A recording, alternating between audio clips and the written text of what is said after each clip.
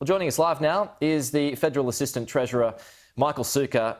Good to see you, Michael. Appreciate your time. I just want to get your thoughts on Stuart Roberts' claims yesterday that the national plan is not set in stone. Is the plan and its targets locked in or not? Well, Pete, there's no doubt that the parameters of the plan being vaccination rates hitting 70%, leading to fewer restrictions, and then vaccination rates, once they reach 80%, meaning statewide lockdowns and a whole host of other more severe restrictions will no longer be necessary, is very clear in the Doherty modelling, which has then been adopted by the national plan.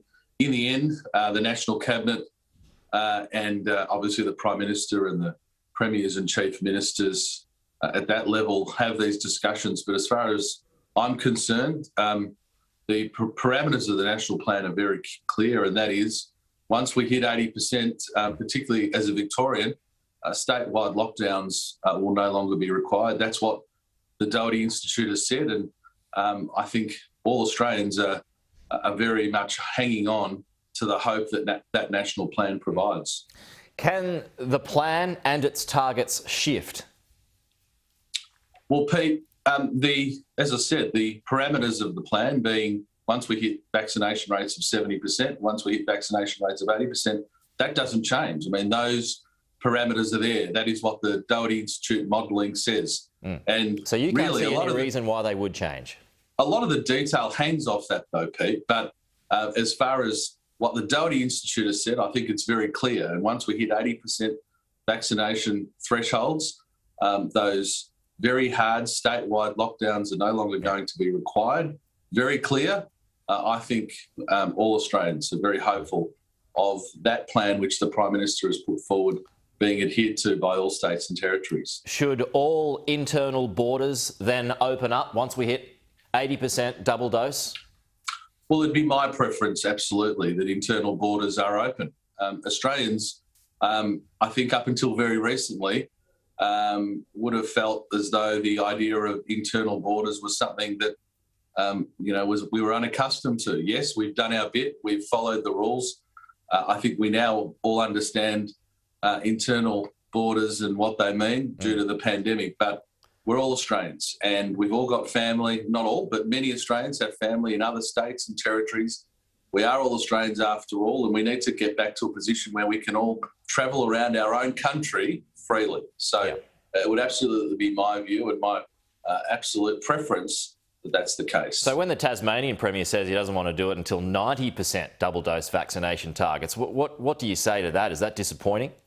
Well, my message is the same, regardless of who the Premier is and which side of the political divide they sit on. The national plan that was agreed upon, I want to see adhered to. Now, in the end, I don't sit around that National Cabinet table. The Prime Minister does on behalf of the government.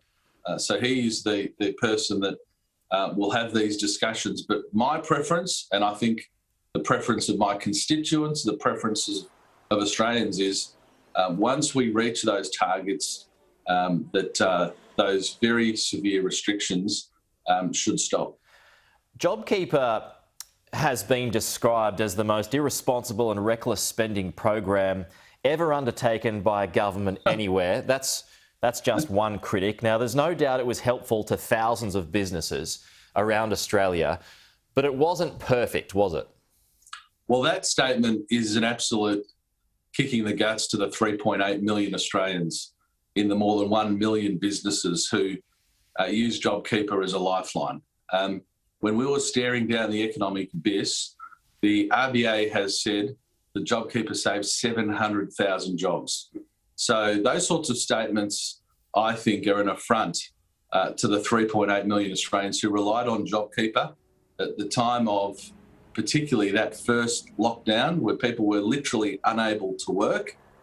So the evidence is very clear on JobKeeper, Pete. It's probably the most successful Commonwealth program ever put in place, the largest of its size, saved 700,000 jobs. Treasury was saying that unemployment could reach 15%. JobKeeper saved those jobs. It went to 98%, or 98% of JobKeeper recipient businesses were small or medium businesses. And in the end, anybody who criticises JobKeeper now, just like the Labor Party are very conveniently doing, are saying to those 3.8 million Australians whose jobs were saved and whose livelihood was provided by JobKeeper, was saying that it now shouldn't have happened, I think is quite an extraordinary thing to suggest.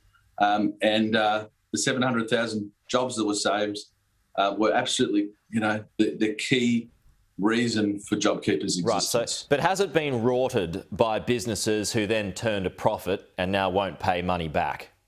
No, it hasn't been rorted. The program was very strict. The program, at first instance, knocked back about 800 million worth of applications to JobKeeper because the applicants were not able to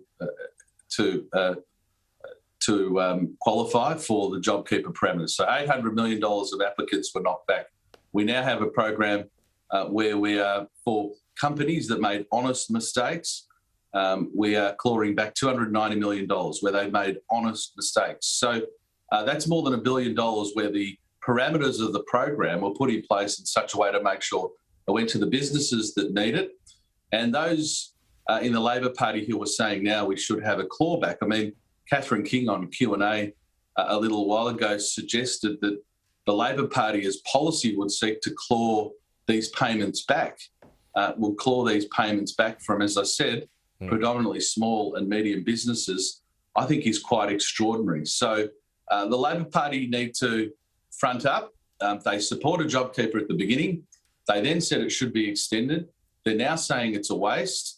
As is typical with this opposition, they change their tune depending on the day. We know that JobKeeper was an extraordinary program, supported 3.8 million Australians, saved 700,000 jobs. We are very proud of that program, and I think it's quite extraordinary what the Labor Party are suggesting now, that they would seek to claw that money back from small and medium Australian businesses. Okay, just finally, just casting your eyes to state politics in Victoria, do the Libs need a leadership change? Oh, Pete, look, I'm not going to engage in that. Those are matters for the state parliamentary party. Michael Sukkar, appreciate your time. Talk to you soon. Good on you, Pete. Thanks so much. Well, there are